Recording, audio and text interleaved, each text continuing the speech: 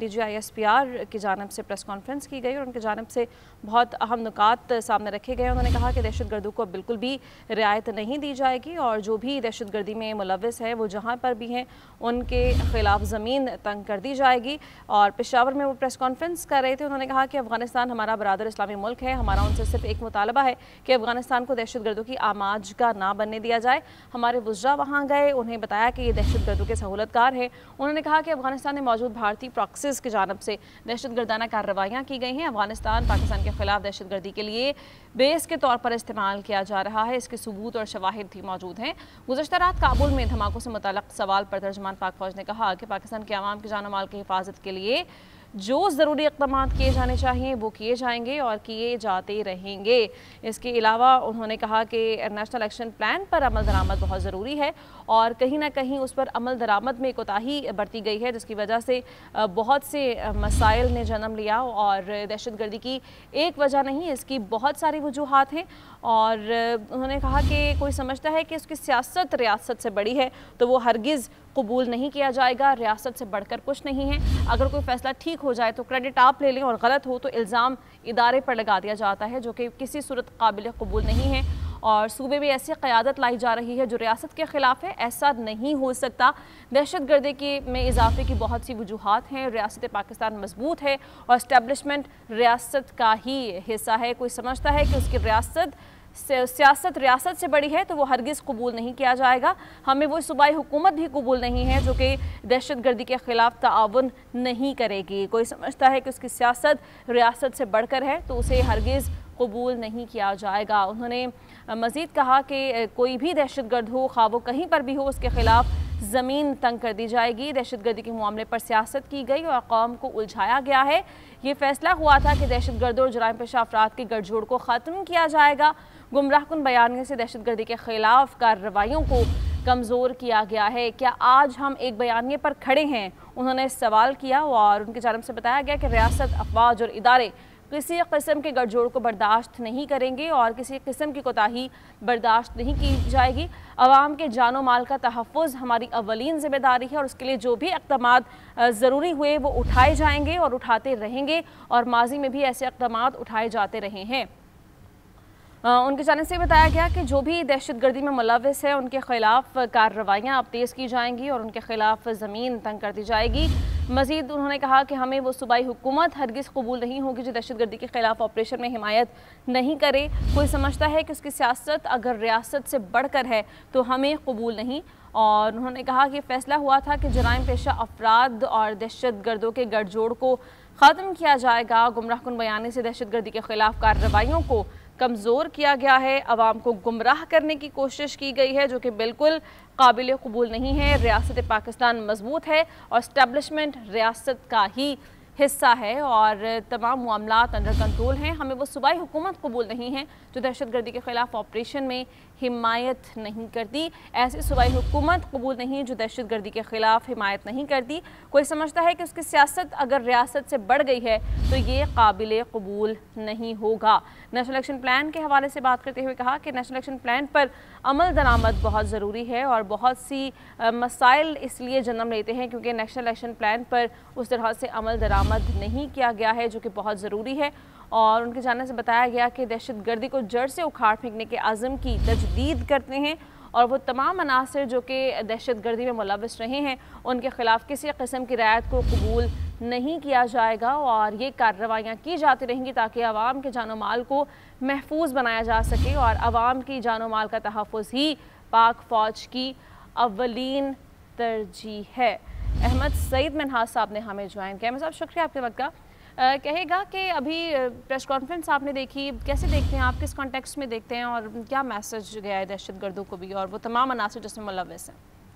देखिए सिंपल एक लाइन में अगर मैं DGISPR साहब की आज की जो प्रेस कॉन्फ्रेंस थी उसको मैं करूं तो वो ये है कि पाकिस्तान की सालमियत और खुद मुख्तारी उस पर किसी किस्म का कॉम्प्रोमाइज़ नहीं किया जाएगा और उसके दरमियान कोई भी हायल हुआ, चाहे वो नॉन स्टेट एक्टर हिमसेल्फ हो या उसका फैसिलिटेटर हो या अक्रॉस द बॉर्डर कोई हो, उसको नहीं छोड़ा जाएगा। Enough is enough.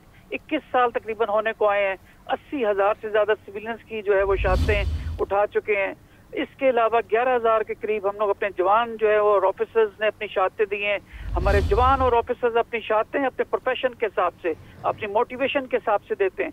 लिहाजा जो 80,000 जो हमारे सिविलियंस कोलेटरल डैमेज में दहशतगर्दों के हाथों शहीद हुए, उनका हिसाब कौन देगा?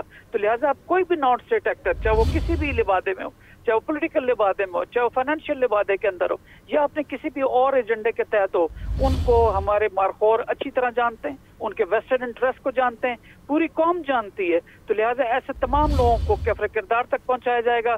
हम ऑपरेशन करेंगे जब तक एक भी दहशतगर्द यहाँ मौजूद होगा। तो DGSPR आज खासे इस पर बरहम भी नजर आए, दुखी इस बात पे नजर आए कि जो है वो 5th जनरेशन वॉरफेयर के तहत हमारे जो किसी मुख्तलिफ फोरम्स के ऊपर जो आर्म फोर्सेस को मलाइन किया जाता है, उसके ऊपर उन्होंने खासी अच्छी जो है कवरेज की।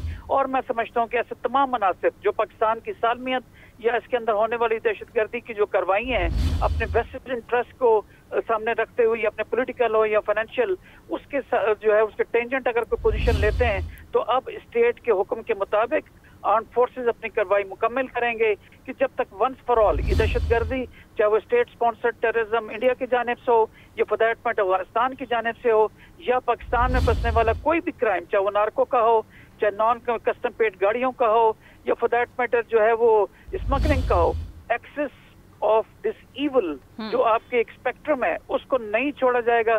बिकॉज यही एक्सेस जो है वो जाके आगे पाकिस्तान को डोमेस्टिक लेवल के ऊपर दहशतगर्दी की सूरत में नुकसान पहुंचाता है, और इंटरनेशनल लेवल के ऊपर फैटफ में पाकिस्तान को मुलायम किया जाता है। तो दोनों इंटरेस्ट पाकिस्तान के अचीव होंगे।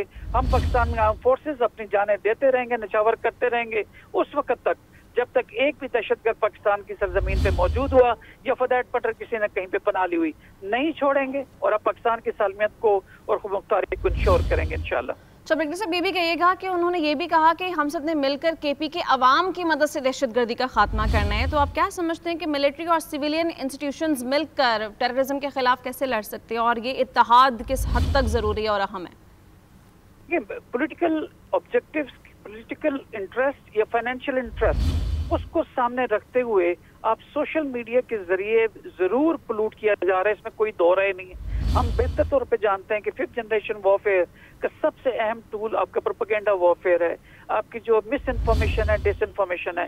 तो लिहाजा हमें होल ऑफ सोसाइटी की जो बात करते हैं, स्पेशली सोसाइटी विच लिव्स और जो अपनी एग्जिस्ट करती है KPK के अंदर, उनकी सपोर्ट की जरूरत है। तो लिहाजा DGSPR ने तमाम अदाद शुमार के साथ लोगों के सामने चीजें रखी हैं ताकि जो लोग हैं वो बेहतर तौर पर एक राइट पर्सपेक्टिव, राइट पोजीशन ले सकें, अपनी लॉ एनफोर्समेंट एजेंसीज के साथ खड़े हों ताकि उनकी जानो माल की हिफाजत की जा सके। जहाँ तक इस बात का ताल्लुक है कि क्या KPK की अवाम अपनी आर्म फोर्सेस के साथ, चाहे उसमें पुलिस हो, उसमें FC हो, लेवीज हो या फॉर दैट मैटर अफवाज हो, तो क्या उनके साथ खड़े होंगे? यस, बिल्कुल खड़े होंगे। पाकिस्तान की जो और स्पेशली जो KPK की अवाम है वो एक गयूर कौम है, और जब भी पाकिस्तान का झंडा बुलंद होता है और पाकिस्तान के इंटरेस्ट की बात होती है तो ऑपरेशन बुनियाद मरसूस पे हम देख चुके हैं कि एक जानिब रॉकेट फायर हो रहे हैं, फतेह मिसाइल अपने लॉन्चर से फायर हो रहे हैं, उसके आसपास लोग उसको मेले की सूरत में देख रहे हैं। क्यों देख रहे हैं? कि उनको अपनी आर्म फोर्स से पूरा जो है वो इत्मीनान है कि जब हम लड़ते हैं तो अपनी जानों की परवाह किए बगैर अपनी कौम, सालमियत, खुद मुख्तारी, इसके लिए लड़ते हैं। तो लिहाजा इन तमाम चीजों को सामने रखते हुए जितना मर्जी प्रोपेगेंडा कर लें, जितना मर्जी डिसइंफॉर्मेशन फैला लें, जब पाकिस्तान की बात आएगी और पाकिस्तान के आर्म फोर्सेस उनकी जानो माल की हिफाजत के लिए लड़ेगी, तो क्यों नहीं तमाम अफवाज के जो कौम है वो अफवाज के साथ खड़ी होंगी इंशाल्लाह, और बेहतरीन तरीके से हम दहशतगर्दों को नेस्तो नाबूद करेंगे इंशाल्लाह ताला। ब्रिगेडियर साहब, ये भी कहिएगा कि उन्होंने बताया कि रवां साल में ही यानी 2025 में ही KP में अब तक 10,115 कार्रवाइयाँ की गई हैं। एग्जैक्ट फिगर भी उन्होंने शेयर की, और उन्होंने कहा कि सोचे समझे मंसूबे के तहत इन दहशतगर्दों को यहाँ पर पनाह दी गई है। तो आप क्या समझते हैं कि इन तमाम तर चीज़ों में कौन मुलविस रहा है, किन अनासर की इन्वॉल्वमेंट थी, और उनके खिलाफ अब क्या कार्रवाई हो सकती है या होनी चाहिए?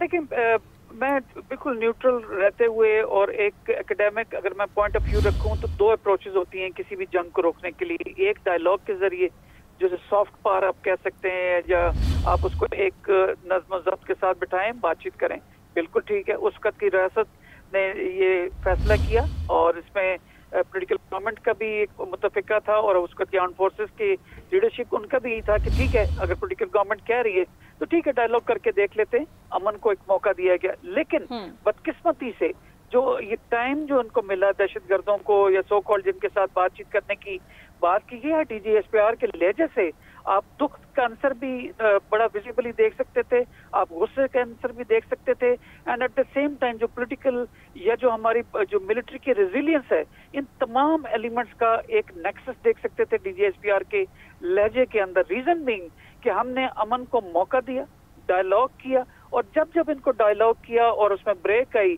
हमारे ऑपरेशन के अंदर, तो बदकिस्मती से वही लोग कि जिनको अमन के लिए यहाँ पे हमने इजाजत दी कि आप ठीक है डायलॉग करें, अमन के साथ रहें, उन्होंने उस टाइम को बजाय अमन के इंश्योर करने के लिए, रिकूप करने के लिए, अपने सलाहियतों को मजीद मल्टीप्लाई करने के लिए इस्तेमाल किया, और फिर दोबारा से उसी नेक्सस जो है उसका स्मगलिंग का, नार्को का, ये जो नॉन कस्टम पेड गाड़ियों का जो बिजनेस है वहाँ पर, ड्रग्स का, इनके पीछे दोबारा से इन्होंने अपनी जो है स्ट्रेंथ बढ़ाने की कोशिश की। और हम सब बेहतर जानते हैं कि दहशतगर्दी के लिए जो भी पैसा आता है वो इन्हीं तीनों जराए के साथ KPK में आता है। तो लिहाजा बदकिस्मती से जो डायलॉग का हमारा जो एक तजुर्बा रहा वो खासा तल्ख रहा। इसीलिए इस वक्त की जो स्टेट जो है और जो गवर्नमेंट है और जो एस्टेब्लिशमेंट है वो ये बेहतर तौर पे जानते हैं कि जो अभी ब्रेक लेना चाह रहे हैं दोबारा से, इनका मकसद जो है वो अमन की खातिर नहीं है, दोबारा से रिकूप करना, दोबारा से अपनी काबिलियत को, सलाहियत को बढ़ाना है। तो लिहाजा एक जो कहता है ना कि हज़रत अली का गेंद कॉल है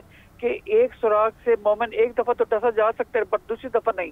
तो लिहाजा अब दूसरी दफा डसने की बात नहीं है, अब अमल का टाइम है, वंस फॉर ऑल एक्शन लेने का टाइम है। हम कब तक अपने लाशें उठाएंगे, कब तक अपने मासूम कोलैटरल डैमेज के नाम के ऊपर जो है मासूम शहरी जो हैं वो दहशतगर्दों का निशाना उनको बनते रहने देंगे? अब ऐसा मजीद नहीं होगा। और इंशाल्लाह ताला ये जो ऑपरेशन, जो भी प्लान गवर्नमेंट ने हमें हुक्म दिया है आर्म फोर्सेस को, वो होगा, और जो उस वक्त तक होगा कि जब तक जो TTP के एलिमेंट चाहे अफगानिस्तान में छुपे हों या पाकिस्तान के अंदर पहाड़ों में हों, उनको जब तक एक एक को यहाँ से निस्तनाबूद नहीं कर दिया जाता। बहुत शुक्रिया। ब्रिगेडियर रिटायर्ड अहमद सईद मिन्हाज साहब हमें वक्त दे रहे थे।